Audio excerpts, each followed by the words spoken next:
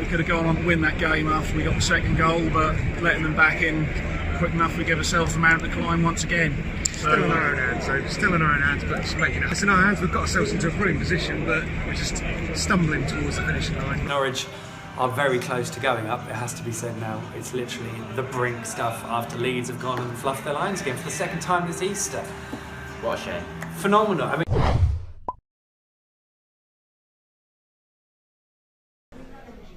hello everyone, good evening and welcome to edition 176 of the PinkUn Show, our dedicated Canaries shenanigans that tends to be more 5:15 p.m. on Easter Monday than 7:45. I am Michael Bailey. We are a long way from home, yet among friends. Yes, we are at the Old Red Lion pub in Angel Islington, the frequented home of the capital Canaries in London. Yay! That's right, there's quite a few here. And we are live. Just about, apologies for the delay. Apparently 4G in London's great.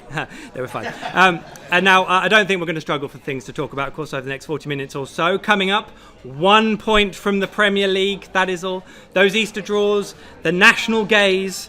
Plus, we take you through the current championship picture and host the latest round of Flip the Bird. And we will do all of this in the company of tonight's top Londonites. That is Guardian sports journalist Paul McInnes and fellow Capital Canary and Football magazine editorial assistant Ffion Thomas. Everyone, there we go. No one normally gets any kind of applause, so you guys are doing well. How are you both? Thanks so much for coming on. Ffion, your debut, looking forward to it? Yeah, I am, yeah. Thanks for having me. Yeah, thanks for coming. Paul, how are you? I'm very well, thank you very much. Got a baby at home, so good excuse to get out of the house. Well said. I thought you were playing football tonight. Ah, yeah, I'm doing that too. How do you scream it all in? Standing partner. Yes. You certainly do. Good stuff. Well, we'll try not to keep you from your football, and of course Man City, Man United happening in the Premier League. No one cares about that. As usual, I think we are live on pinkun.com, the PinkUn Facebook page, Twitter, Periscope and YouTube. Thanks for watching wherever you are. And over the course of the show, we want to hear from you, be it on the wonder of Emmy, how fussed you are about the title, but especially when you started to believe Norwich City could finish this season in the Premier League. And yes, I appreciate we are counting a few small chickens tonight, but why not? All you need to do to get those into us, post your words below the live PinkUn Facebook feed, the YouTube chat box, or a reply to the PinkUn Twitter and Periscope streams, and I'll do my best to keep track of them. Technology, with God willing, and hopefully we don't just cut off in the middle of tonight. And I'll ask you that question later on when you started to believe. Now, Wesley Moulahan is back in Norwich catching up with Daniel's horse, but Onel Hernandez has made the trek south. Ffion, would you like the honour? Just keep it face down. Oh no, actually, lift it up and give it the full kudos. Think news at 10 gongs. Onel Hernandez is here to help us with this week's Norwich City headlines. Put the brakes on. Norwich lead twice. Timo Pukki scores his 28th league goal of the season, but one slip from Onel and Stoke hold City to a point. Don't panic! Sergi Canos is a yellow. The panic didn't last long, roughly 90 minutes to be precise, as the former City player did his old club a favour with leading Brentford to victory against Leeds. With it, Norwich are just one... Yes, indeed. With it, Norwich are just 1 point away from confirming their Premier League promotion. Rovers return. So, with that Easter Monday action, Norwich welcome Blackburn to Carrow Road on Saturday for a highly likely promotion party. Hope you're all looking forward to it. And finally... add the PFA to the list. Timo Pukki, Max Aarons, Jamal Lewis, all on the PFA Championship Team of the Season, which still seems a little harsh on those who missed out. Never mind, Emi Buendia will get his plaudits in the Premier League, I'm sure, next season. You imagine? Ffion, top work, well done. There we go. Right, let's get into it then, shall we? Let's just get Stoke out of the way first, shall we? How did you both feel at full time? Frustrated. Because I thought we played pretty well and we were sort of all over them for sort of the last 20 minutes and it just wouldn't go in, that Jamal Lewis shot that just went that wide. So I think if we'd had another 10 minutes we might have got that winner. And then you saw the players sort of collapse on the turf and you maybe got a bit worried, which was probably because it was a very hot day and they were absolutely exhausted, but they were obviously disappointed as well, as was everyone else. But so yeah, disappointed, but a couple of hours later it got a lot better. So it did. They put a lot of effort in. I have to say I kind of built up Easter Monday as the day they had to do it. If they won, game on. If they lost, Oh no, and I hadn't really counted for the third possibility, which was a draw. But there we go, and especially Leeds losing.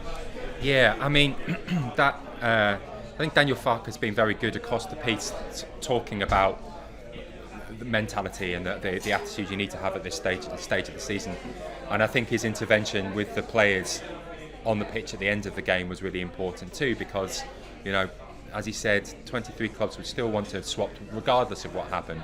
And he said, well, Leeds will now go on and win this game, or we need 4 from the last 2 and still believe they could do it. I think a lot of people at home didn't necessarily share that confidence. But, yeah, however nervous we've been, Leeds have been even more nervous. They've had more, the pressure's been more on them than it's been on us, and they have buckled. They were outplayed against Brentford, and the way that Bielsa spoke after that game was pretty much putting up the white flag with regards to automatic promotion, which may be a cunning bluff. But, I think a lot of Leeds fans are now saying, OK, well, let's concentrate on getting our minds right for playing in the playoffs.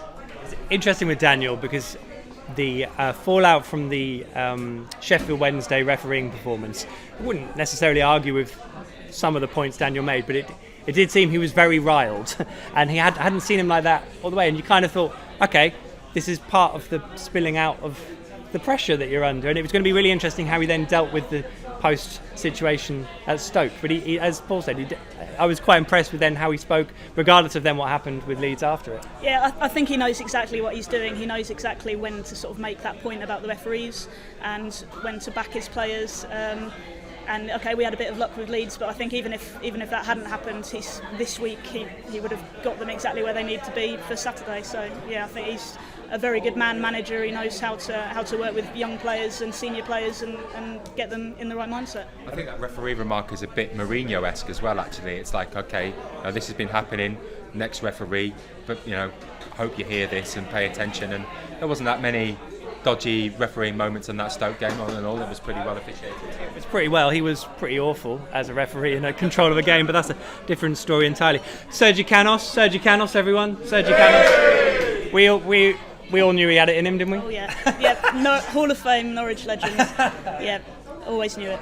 He'd probably end up a Leeds player after that performance, but I mean, he did tear them apart, didn't he? I mean, we joke, but he played really well, and yeah, that through ball for their first goal and then scoring the second, and then he could have had another late on. Yeah, just well done, Sergi. I mean, beforehand we'd have joked, and I think in fact Dave Freezer did joke with me beforehand. God, imagine if Sergi Canos puts in a good performance, and then he does. It's like, this is great, but then he reveals Tim Closer spoke to him. It's not a coincidence, Paul. No, not at all. Well, you don't know to what extent, but one of the really interesting things about these last run of games is there's all been teams with either we should beat because they're at the bottom of the table, or we should beat because they don't have anything to play for and have got their feet up. But a lot of these teams have been motivated. Sheffield Wednesday, motivated to play against, has proved themselves. Same with Stoke, and then you have that sort of personal motivation that Canos is getting from a message from it's like all of a sudden I've got something that can energise me for this particular game. And he wasn't the only player who played well for Brentford. It was a good team performance all around, but still, yeah, he made a difference. Indeed. Is there anything else we can say about Timo Pukki? Ffion, have you got any words left on Timo? I just really want him to get to 31 or over 31 and break that Norwich League record. So hat-trick on Saturday and we'll get there. He's just so calm. I mean, the finishing is obviously he is a finisher which Leeds don't have. Leeds have had some good forwards, but Bamford is, for all his skill and stuff, he's not a clinical finisher because he psychologically you can't always rely on him to be cool, but you can with Pukki. His work rate is excellent, but I just think regardless of where he's at in the game, whether he's playing well or he's not, he's always got the same level-headed attitude, and I think that's really important. That's first headed goal of the season out of all of them, the first one. What did he say? He only gets one at a club, so but he does hope it'll be more at Norwich. So fingers crossed. Let's have a quick check of some of your messages. I'm going to go to YouTube first. BB28AM, so excited, making the trip from Edinburgh to see history being made. Well done, boys. #OTBC. Tony Miles, hi from California, looking for a clincher on Saturday. It's probably a bit warmer than it is here, although I'm not complaining. Neil Jones, tired, battered emotionally, and will pull through. Still feel Daniel could have freshened up throughout the last few weeks. Hope they can dig in enough. Steve Richards suggests we all stay calm and secure that point we need. Leeds play Ipswich final game. Wouldn't be surprised to see the Blues go down 10-0 just to get even with their season. And of course, it's Sheffield United who then play Ipswich on this coming weekend as well, which if that's not 5 or 6, I'll be amazed. What else do we got here? Craig Matless, this is our year. Keep the faith. We can do this. 3-1 City. And Danny Ellero, what's he said here? Sorry I missed last week's show. Was on holiday. Danny, that's fine. You're allowed a holiday. I didn't think the missus would have liked me to do another football thing, especially as I went to Rotherham and Wigan. Good to be back. Well, Danny, great to have you back. Thanks for that. I hope your good lady appreciated the sacrifice of not watching last week's PinkUn Show as for watching the games. So keep the messages coming in. Of course, we're live on Periscope and Facebook as well as YouTube, and I'll have a look at those in a bit as well. It was an Easter double header and a crucial one at that. So here is the picture it's left with after just two games remaining. Mario Vrancic's last gasp free kick was one of the moments of the season and earned as important a point as any for Norwich, especially as Leeds somehow lost at home to 10-man Wigan despite scoring first. That was Good Friday. Come Easter Monday, Norwich were digesting another draw while Leeds lost out. Sheffield United applied all the initial pressure with their win. Aston Villa made it 10 wins on the spin, while Derby were the big winners in terms of the top 6 chase. So there it is in red for both Ipswich and Bolton, and Rotherham seem set to follow. Wigan's remarkable run has seen them shoot to safety, while Blackburn head to Norwich on the back of 4 successive wins of their own. As for at the top, Sheffield United closed in on Norwich, but it's the gap to Leeds that's making everyone smile. Meanwhile, Derby, Bristol City and Middlesbrough seem set to thrash it out for the final playoff berth. So here are the penultimate set of fixtures this season. Bristol City hosting Derby is a big one, while Sheffield United go first of the top 3 after those 3 p.m. kickoffs.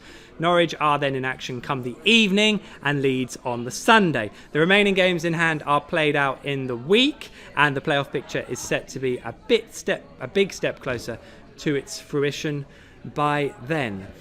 Sheffield United, I mean, how fussed are we about the title? I feel a bit disappointment if Norwich didn't win it. But Andy has already put me right saying, come on, where were you come August? And I guess that's the payoff, isn't it? It's a fantastic achievement, absolutely fantastic achievement, probably a greater achievement than the Lambert promotion, I think, given the mood music at the beginning of the season, the complete restructuring, the scaling down of ambition to get promoted in the automatic positions, either place, with the football that we've been playing, with academy players in the team, has been amazing. I think they deserve the championship. I think they deserve the title though, because I think the football they have played has been that good. So I'd be disappointed for them if they don't get it. I don't think I'd be disappointed myself because we're going up. But I think they deserve it, and I think if they go and win on Saturday, you have real confidence that they could complete the job. Goals win games, defences win titles, they say. I mean, Sheffield United have been phenomenal second half of the season. Yeah, and I think if they're the ones who go up with us, which is what it's looking like it's going to be, I think full credit to them. Say what you like about Chris Wilder and what you think of him, but he's clearly a very good manager doing it on a very small budget, much like we've done. So I think it would be really interesting to see what the two of us do in the Premier League next season. In terms of the title, yeah, obviously it would be amazing to win it, and obviously the players want to lift it on City Hall. But if we go up instead and don't get the title, then that's fine. But I think we can get a point at Villa if we can win on Saturday. No reason why we can't get a point at Villa. We're unbeaten in such a long time, 2 away defeats all season. So yeah, I think we've just got to keep going and see what happens. And what Villa do in terms of the playoffs will be quite interesting themselves. Who do you bank on finishing 6th? Because that's actually quite interesting away from a Norwich angle. I don't know. I kind of suspect that whoever holds it. So I think Derby might. No, I'm going to go Bristol City because they're at home against Derby, aren't they? Yeah, I think Bristol City might win that match. I think that might be crucial. I'm going to say I'd like it to be Derby because I'd like Leeds against Derby in the playoff semis, home and away legs. You're not the only one, probably. After all the Spygate, Lampard against Bielsa, I think that would be an amazing couple of matches. And yeah, the Sky Sports would love it because of the narrative. imagine Tony Pulis sneaking in sixth with Middlesbrough and then shutting down the two legs of the semi-final and the final and going through on a set piece. And I wouldn't rule it out. That's the thing. I mean, it's such a it's a good for Leeds that Spygate hasn't affected there. Ipswich. I mean, we've talked a lot about Ipswich. Don't laugh. What are you all laughing for? What have you made of that from afar? I mean, they're going down with a whimper. I have to say, although they only lost 1-0 to Swansea, about 5 minutes of highlights was enough. They were abjectly poor. Yeah, it's an amazing PR job Lambert has done, if not an amazing football managing job, because the fact that their results have not, well, I think they might have actually got a bit worse than Hurst had on average, but he does seem to have transformed the way they're thinking, and they're talking about reaching this target of season tickets and things like that, and credit to them for cutting the prices. I think that's a good thing, but if they don't get off to a good start next season and have a good transfer window, I'm not sure what way that's going to go. Yeah, I mean, it looked like from Christmas time they started to prepare for that eventuality, but they're not going to carry any goodwill or good form or sort of fresh shoots of recovery going into League One. And as we all know, things can get quite spicy down in that. Just as much as it's a change to come from the Premier League to the Championship, it's the same to go from Championship to League One. So, yeah, tricky times. Times indeed. Thank you very much, guys. Let's just have a couple of messages from you on Facebook if it catches up. Miles Hopkins, spectacular opportunity for only the second promotion in front of the home fans at Carrow Road. Bring it home indeed. The last time Norwich City were promoted at Carrow Road was in 1960. They've been promoted more times at Fratton Park. And that's not somewhere you'd really choose to get promoted, is it? But there we go. Love Portsmouth. Sean Dunham thought we might go up after the Villa game. OTBC, Canos is a god. I think that's a bit of inflation there. David McKenzie, I feel the pressure is off now and we'll have a good win Saturday and draw at Villa. Title in the bag. In the bag. I love a bit of that. And Edward Ivans, I want us to win it for Daniel Farker. Will Butler, Vrancic deserves to start on Saturday. The chances he created warrant it, and we will of course talk about that over in the coming minutes. And Adam Hipkin, Villa want to fight, will want to protect their players for the playoff. Let's just play out a convenient draw for both sides, providing we beat Blackburn. Well, wouldn't that be convenient? That would be lovely. Right, so as I mentioned in last week's show, Good Friday was a landmark for Daniel Farker, his 100th game in charge of the Canaries, and we didn't have it last week, but we got it this week. Here's a little look back at quite the century. I hope they get excited because my philosophy is that we play football for the fans. So we try to entertain them, and so my idea of football is having the ball, try to be active, to act, not to react, to press highly on the field, to have the ball. I like to be in possession. I want to determine if we win or if we lose a game. I want the audience, the fans to watch our games and to see, okay, that's the football of Norwich, and I hope we will bring it to them.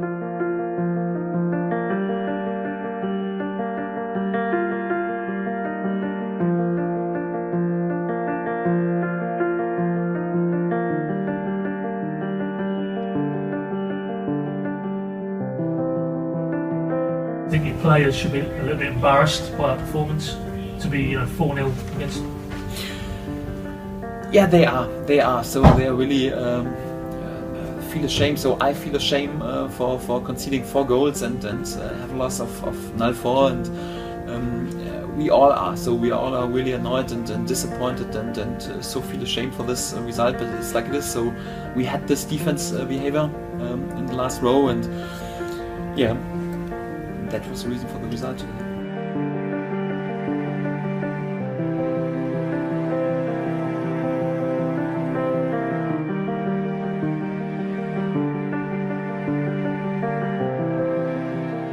Just compliments for Sheffield United. They did a brilliant job in the last month, so they didn't lose one game at home since January, and Chris Wilder did a perfect job there. So big compliments for this work, and I'm really pleased that we were able to win this game, because I'm 100% sure that just few teams will be able to have a away win at Sheffield United.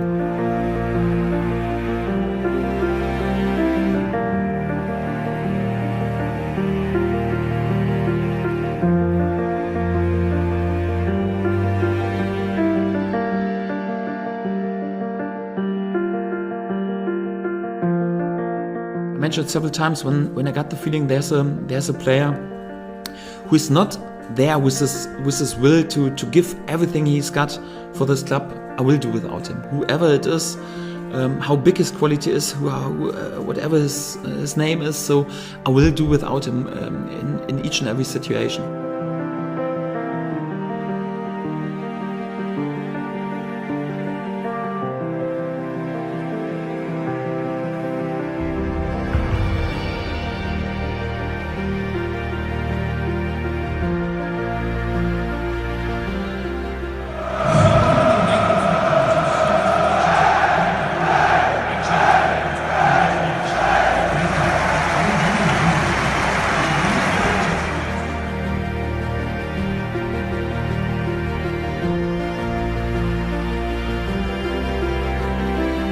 Meanwhile, here since 18 months and one of the longest-serving head coaches in this league already. So that says a lot about the fluctuation and the pressure in this league. And if I'm honest, I've got a German passport and perhaps my German coaching education in Germany.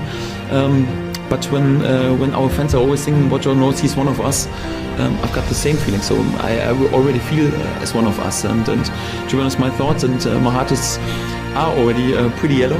And so I don't have the feeling I'm just here for a few months and then I return back to Germany. So as long as I'm allowed and someone thinks I'm doing a good job, then I'm allowed to be here in England and to help to improve, hopefully, the football. I will do this because I really feel already at home. And like I said, so my heart is pretty much yellow already.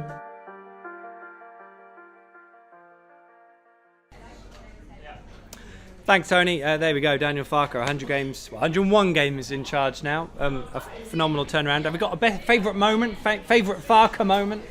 Guys, I've just swung that on you, so that's not very helpful of me, but I'm going to fill now until you've thought of one. The wink against Ipswich. Oh, yep. That was quality. That was he was just showed it was good bonding with the fans, but it also showed he knew where the camera was. And I think it's important for a guy going into the Premier League. Yes, indeed, where there will be more cameras. So that's all the time. Yeah.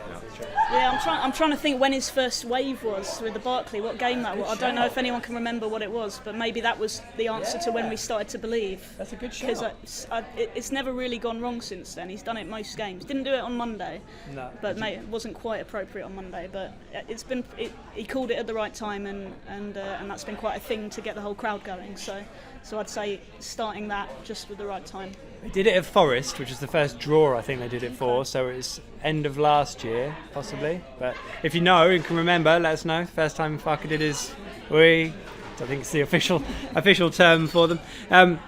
There's always been so much goodwill for Daniel Farke as well, hasn't there? I mean, even when last year was really tough, you just sensed everyone kind of wanted to go right for him. Why do you think that was, Paul? Well, I think probably people were told again and again that it was a long-term process. They were told from the beginning that it wasn't going to change overnight. And so I think people were inclined to take that message on board and give it the benefit of the doubt, particularly because they understood the finances of it. But I do think in the summer there were people, I mean, probably more on social media than in real life, but there were people saying, unless this turns, I don't want to see the same stodgy pass for pass sakes football. Unless this turns, Farke, we'll have to call an end to the experiment of this untested manager. So I think he has had a bit of pressure, but I think Stuart Webber's always been very good at getting his messages out, and I think that was a message they did from Dot. It was going to take a bit of time. I mean, do we still think that Daniel will do very well in the Premier League? Because we sort of clung on to that a little bit last season with the games against Arsenal and Chelsea in the Cups. Yeah, I was going to say those games, although we didn't win either of them, I think we came out with them with a lot of credit. And then when you do get in the Premier League, you won't be playing Chelsea and Arsenal every week. I think there's no reason to think we won't have a good go at it and he'll be suited to it. I've every confidence. And just touching on, we were just talking about it during the VT actually, in terms of messages and getting out. We mentioned about the Daily Mail story, I think it was. Yeah, I think saying that the total summer transfer kitty, including wages, is going to be 20 million quid, which buys you half a reserve fullback for Manchester City. So yeah, it sounds like we're going. I think everybody didn't think we'd have a big purse, but it sounds like that's a particularly tight purse, which suggests they're going to trust a lot of the squad that's currently there. Maybe players we might think Todd Cantwell or something, might still have a role to play, and also they're probably telling teams who they might be doing negotiations with, don't expect us to go too far. There's always a reason these things come out. Yeah, I mean, it's an interesting one. You look at a team that came up last year like Cardiff, who spent on Josh Murphy, was it 9 million, something like that. So if we were to stick to our 20 million, I mean, that plus wages is eating it up already. So yeah, we'll see. I think it's sending a deliberate message, and yeah, we'll see. It'll all be undisclosed anyway. So. It will all be undisclosed. We'll always try and find out. Don't worry about that. Let's have a look at some more messages on YouTube. David Jeffrey, come on Farker, I'm sure City can get a horse for you on Saturday. I'll provide the hay. There we go. David's providing the hay for the horse. That's good. Would you want to see Daniel on a horse on Saturday? They've got to keep the pitch nice for that Wes v Ross game, haven't they? So they might not want to do that too much. And maybe next season as well. I don't know what a horse with Gary Kemp, the groundsman, would go absolutely nuts. Roger Mallet met Daniel in Tampa Bay, and it's funny, I was trying to take a picture with someone and Daniel Farker ran to me, grabbed my phone, and he goes, "Let me take the picture, lol." So Farker was taking my pics for me. Lol. Great story, Roger. Love that story. I hope you've got the pictures. You should send them to me on Twitter, whichever. I'd like to see those pictures. Right. Let's move on. You can't see it, but Paul's done a very fetching formation with his beer mat.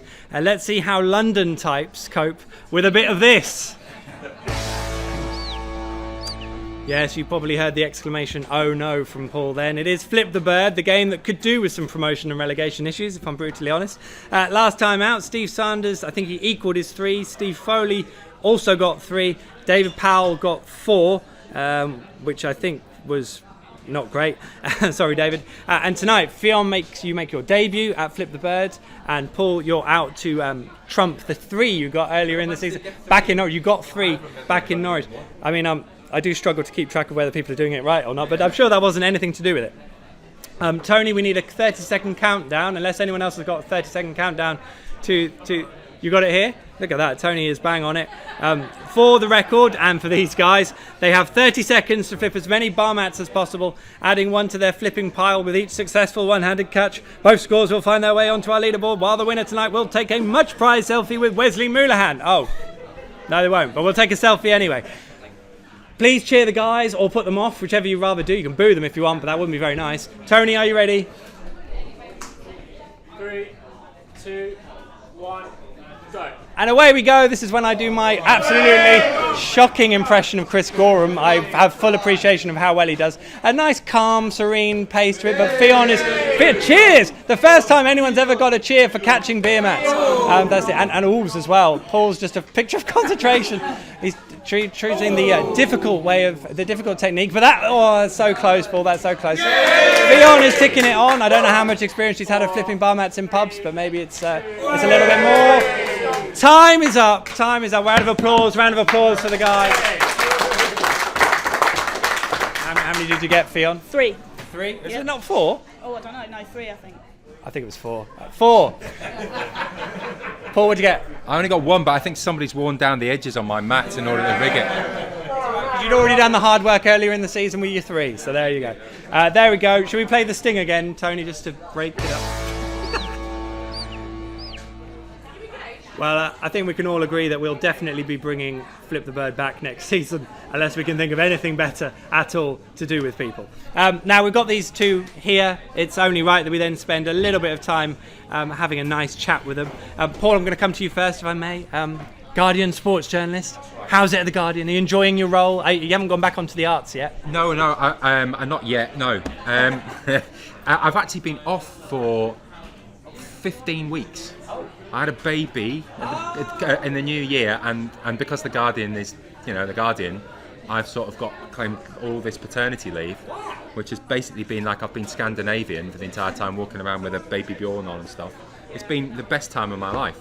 And my son Kit has 100% record of watching the games, so everyone he watched we won. And he wasn't watching against Stoke, and it was 1-1, and he got dumped on my lap, and then basically 30 seconds later, Vrancic chipped that ball into Pukki, and it was 2-1. I was like, somebody take me off me. But before we could go, O'Neill went and let in Edwards, and so Kit's streak has come to an end. It's still unbeaten though, which is Still unbeaten. You've got to take the positives. Every point's a precious one. well done. That's a considerable paternity leave. I'm very jealous. So you've been able to watch City on the telly then, mostly? Pretty much every game I could, yes. And me and my dad went to Reading in the ground, and I think various members of the McInnes family nearly had a cardiac in the 89th minute, and then couldn't quite. It was really difficult. Like that next morning was really tough, because I think we felt, oh no, that's the luck turned. All those late goals, to have one go against us. And I do think there's been a bit of a hangover from that twist on the following games, because the players have been so knackered and trying to get through on willpower as much as anything. I think it's just taken a little bit of the sting out of them. Hopefully that's now released, but we'll see. Yeah. Have you noticed in the last few weeks the national gaze has kind of appeared on Norwich? Certainly a lot of the national newspapers, it feels like each of them have sent their one person to go out and get their feature on. Oh, Norwich, they're going to go up. We need to find out what's happened there. Yeah, and what an amazing story it is. I mean, even to the extent that Ian Wright knows what we've done. Oh. So there's preparation for next year. Yeah, exactly. No, right. I think a lot of the TV pundits have upped their game actually. So no disrespect meant to Wrighty, but that. Yeah, everybody has written the story, and they've all been roughly the same. But again, from my point of view, that's not so much about the nationals paying attention as the club having a well-organised media arm now. They reach out, they want to get stories placed at particular times in the year around. They want to get the story about Norwich out, and because that helps. It helps with, I think particularly, it's going to help with parents of kids who are 14, 15, who are talents. And we can say, look, oh, you've heard of Norwich, you've heard of our academy, you know that we take it seriously, and your kid can have a chance in our team. So I think that's deliberate on the part of the club, and I think it's a good thing to do, because in the past it was a bit opaque sometimes, and you never really knew what the club was thinking. I think now you do. I just wondered, in terms of the national media, maybe in the recent times they've been in the Premier League, it's been like, oh, Norwich, and it will be to a degree, but they are trying to do something, I guess, a bit different. Yeah. If Villa go up, all the attention will be on Villa. If Leeds go up, all the attention will be on them. I think us and Sheffield United less glamorous. But yeah, there's a story now. And I think if the story is sort of like youngsters and Moneyball, I think a lot of... And what is new to a relative extent, from compared to the Lambert years, is all your data analytic football fans, who will the hipster football fan, and they will be on Norwich like a rash, because they'll be like, oh, all these different attributes that nobody else spotted, blah blah. So yeah, it could be good for us. Be a run on Argentina Buendia shirts. That's what I'm expecting, to be honest. Ffion, thank you so much for coming on. It's lovely to have you on your debut. Now you write for some really good magazine titles, don't you? Yeah. Look, I've got hello. There you go. So When Saturday Comes and Kick Around for kids. If anyone's got kids. I don't know if the camera can see it, but we like to get Norwich in as much as possible, and we also we cover the lower leagues, so a bit of it. 10 points. Yeah. The Kick Around is our magazine for kids that we like to cover all the lower leagues and everything, and women's football, and so if anyone wants to get their kids reading about football, don't forget to subscribe. That's fantastic. And I mean, is it a trickier discipline to write for kids, because you don't want to talk down to them, but you've got to explain it as well? No, I think you've got to give kids a lot of credit, and we sort of write up. Our age range is sort of 7 to 12, but if you don't dumb it down and you sort of talk about important issues in football and get them to think about, not just the big players like Messi and Ronaldo, but some of the issues that adults talk about, like VAR or the transfer window and things like that, then I think you've got to give them a lot of credit, because they'll engage with that, and it all ties into what they're learning at school as well, and what they're learning about the world. So I think football can do a lot for what kids are learning about. Yeah. How much fun is it writing for When Saturday Comes? It's fun. It's fun talking and writing about football all day. Yeah. I can appreciate that. Now I do want to talk about your ground hopping. Your Instagram account is remarkable, because there's always a new picture of you at a ground, most of which I haven't heard of. How do you squeeze it all in?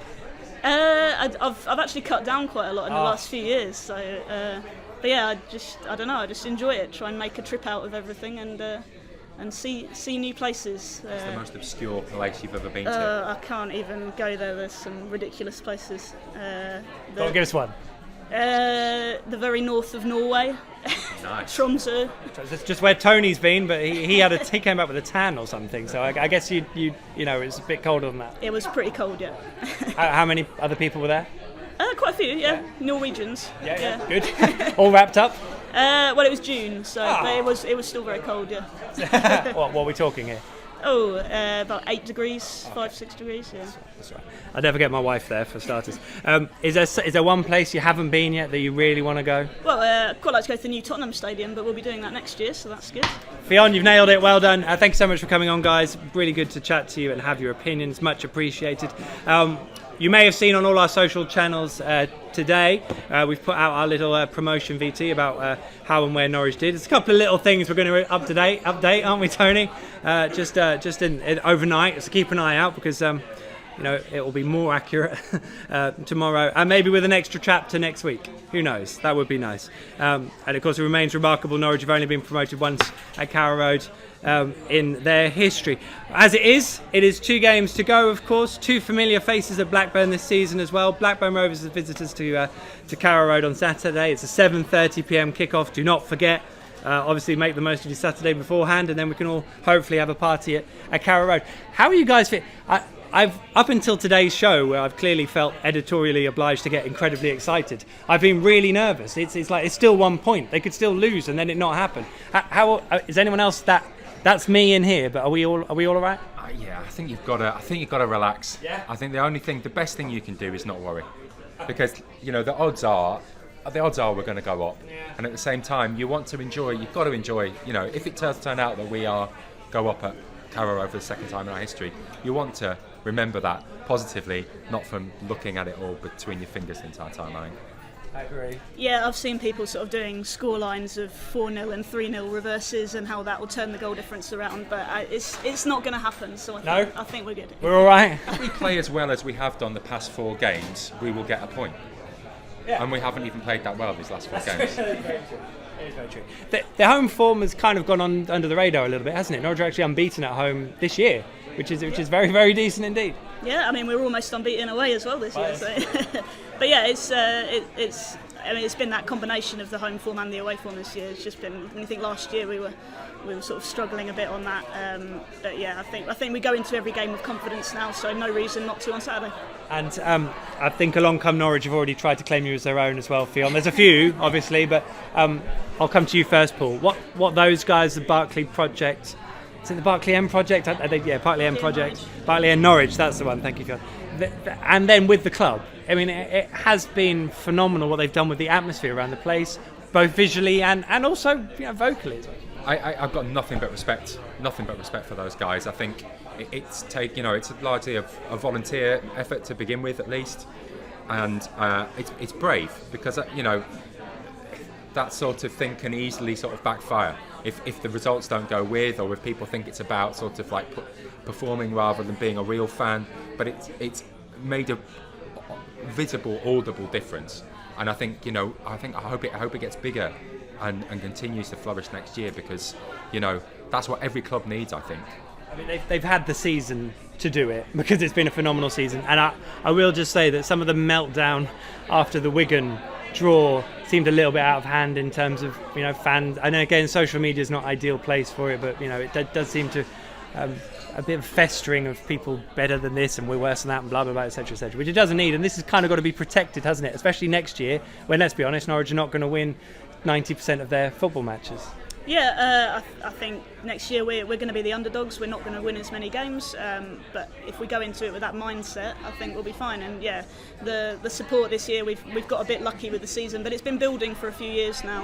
And I think obviously you see the flags on a match day, but what you don't see is the number of hours those guys spend in meetings with the club, setting them out before the game. It's a huge operation, so you've got to give them an enormous amount of credit, because they're not getting paid or anything for it. They're working with the club on it and jumping through a lot of hoops, but it makes it worth it when you see what it looks like in the Bartley before kick-off in the game. It looks amazing. Well, you think before they started doing it, they weren't actually allowed flags in the ground. I think that was actually the standpoint. And I saw before the game against whichever the last home game was, it's been a long week, Sheffield Wednesday, thank you, Ffion. There were guys and girls also up in the upper tier putting out flags, and this massive banner that was going up across the whole middle of the lower Barclay. There are plans afoot, are there, for Saturday? Any inside information, Ffion? It's going to look really good. Excellent. So yeah, just get in early to see it, and everyone wear as much yellow and green as possible as well. Absolutely. I think. Yeah. Take scarves even if it's 45 degrees. And fan march, could that possibly happen for Saturday, or is that a bit of a trick? Not sure if that's on the cards, but I think the city will be buzzing all day anyway. So yeah. It'll be like Game of Thrones. Everyone will just descend in a sort of zombie-like way. Shame, not that way, Paul. Not that episode. Yeah. It's fair point.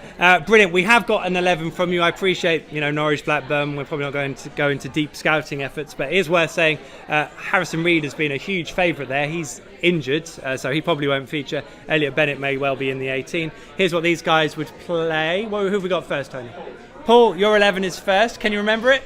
Well, I've got the same back five, I know that much.